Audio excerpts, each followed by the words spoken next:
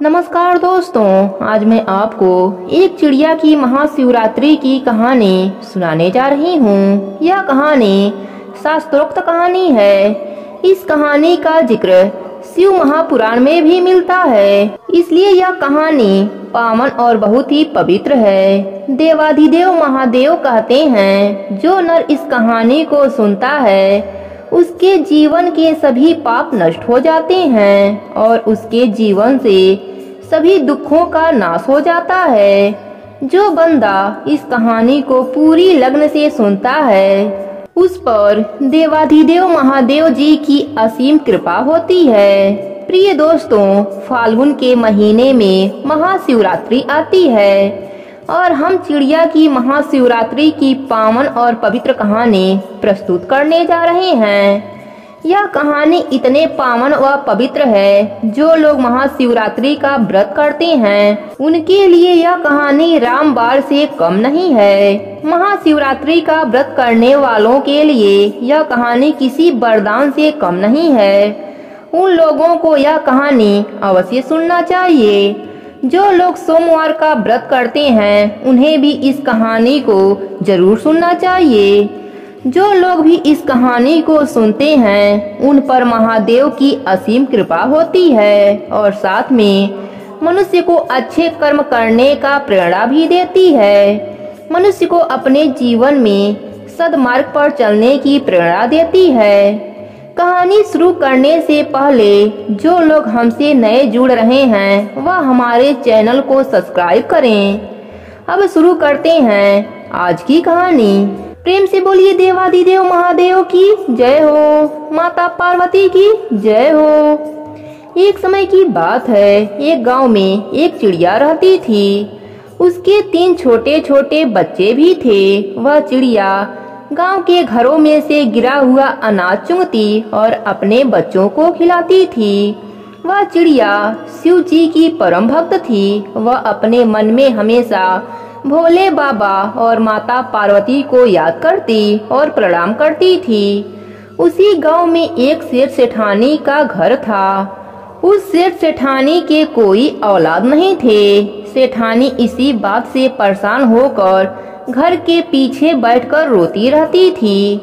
चिड़िया उस सेठानी को देखती और भोले बाबा से सेठानी की गोद भरने के लिए प्रार्थना करती थी।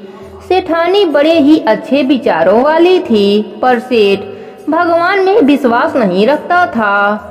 सेठ ना ही पूजा पाठ करता, ना ही भागवत कथा सुनता और ना ही ब्राह्मणों की सेवा करता था। सेठ के कर्म से उसके भाग्य में बच्चे का सुख नहीं बन पा रहा था। सेठानी को गांव की स्त्रियां जब बाझन गाती तो सेठानी घर के पीछे बैठकर रोती। चिड़िया को यह सब देखकर सेठानी पर बड़ा ही तरस आता। एक दिन चिड़िया ने अपने बच्चों से कहा, बच्चों तुम सब अपना ख्याल रखना, मैं बहुत दूर जा रही हूँ, जल्द ही लौट आऊंगी। ऐसा बोलकर चिड़िया कैलाश पर्वत के तरफ उड़ चली। लंबी उड़ान के बाद वह कैलाश पर्वत पर पहुँची। चिड़िया महादेव महादेव का जप करते करते उसका गला सूख गया था और लंबी उड़ान के कारण वह थक भी गई थी। इसी कारण कैलाश पर्वत पर पहुँचते ही वह बेहोश हो गई। माता पार्वती ने चिड़िया को अपनी ऊर्जा से पहले जैसा कर दिया। माता पार्वती ने पूछा, चिड़िया तुम इतनी परिश्रम करके किस उद्देश्य से यहाँ आई हो? चिड़िया ने कहा, माता मेरे गांव में एक सेठ सेठानी रहते हैं, उनका कोई औलाद नहीं है। कृपया करके आप उन्हें पुत्र सुख दे दीजिए, क्योंकि बच्चे के लिए सेठानी बहुत ज्यादा रोती है।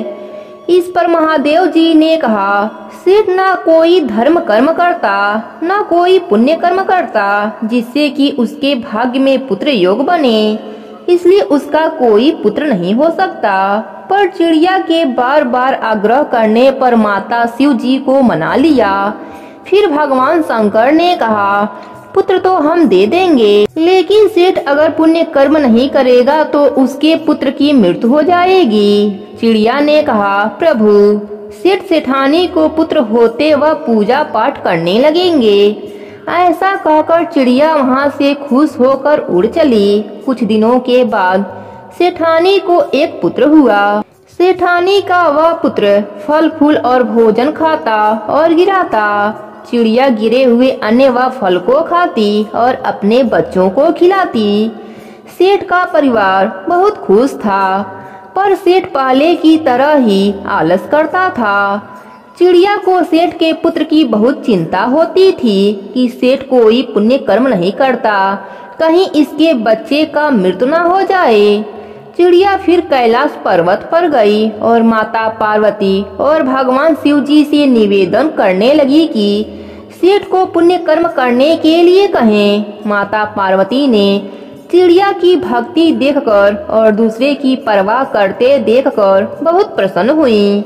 फिर माता पार्वती शिव जी से उस सेठ के घर एक ब्राह्मण और ब्राह्मणी बनकर चलने के लिए कहा। महादेव जी मान गए। फिर दोनों जन एक ब्राह्मण और ब्राह्मणी का भेष धर सेठ के दरवाजे पर जाकर भोजन के लिए कहने लगे। सेठ तो मना कर दिया, पर सेठानी बड़े ही निवेदन से उन्हें अंदर बैठाया और प्रेम से भोजन कराया।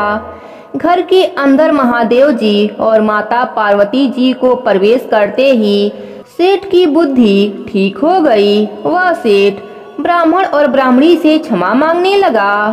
तो महादेव जी ब्राह्मण के रूप में बताया कि तुम्हें पुत्र का सुख नहीं था। एक चिड़िया के भक्ति से प्रसन्न होकर महादेव जी ने तुम्हें पुत्र दिया। अगर तुम पुण्य कर्म नहीं करोगे तो तुम्हारा पुत्र मृत्यु को प्राप्त हो जाएगा। यह सुनकर सेठ सेठानी रोने लगे और नन्ही चिड़िया को धन्यवाद देने लगे। सेठ ने कहा, हमारे पुत्र के लिए एक चिड़िया भोलेनाथ से लड़कर हमारे भाग्य में पुत्र सुख दे सकती है, तो हम अपने पुत्र के रक्षा के लिए पुण्य कर्म क्यों नहीं कर सकते। सेठ ने ब्राह्मण ब्राह्मणी से पूछा कि महादेव जी का प्रिय व्रत कौन सा है जिसको मैं धारण करके महादेव जी को प्रसन्न कर सकूं। तब माता पार्वती ने बताया कि महादेव जी का सबसे प्रिय व्रत महाशिवरात्रि है। जो भी मनुष्य महाशिवरात्रि का व्रत करता है और शिव जी का विधि विधान से पूजन करता है, उस पर महादेव जी की कृपा बरसती है। सेठ सेठानी ने कहा, अब हम महाशिवरात्रि के साथ ही माँ शिवरात्रि का भी व्रत करेंगे और विधि विधान से पूजन करेंगे। महादेव जी और माता पार्वती जी चले गए। अब सेठ सेठानी धर्म कर्म व्रत पूजा पाठ करने लगे, जिसके पुण्य से उनका पुत्र और धन बढ़ने लगा। चिड़िया भी उन सेठ सेठानी को खुश देखकर खुश रहती। सेठानी के आंगन में दाना चुंगती और अपने घोंसले में बैठकर ओम शिवाय नमः का जप करती। इस प्रकार एक चिड़िया के भक्ति से प्रसन्न होकर महादेव जी सेठ को पुत्र का वरदान दिया और मनुष्य रूप में धरती पर भी आए। चिड़िया के इस भक्ति की गाथा को जो कोई भी सुनता है, उसके ऊपर महादेव जी की असीम कृपा बरसती है। हे महादेव जी, हे माता पार्वती, जैसे आप उस चिड़िया पर प्रसन्न हुए, वैसे ही अपने सभी भक्तों पर प्रसन्न होना। सभी के इच्छाओं को पूर्ण करना। कहानी अधूरी हो तो पूरी करना, पूरी हो तो मान रखना। प्रेम से बोलिए भोलेनाथ की जय हो, माता पार्वती की जय हो।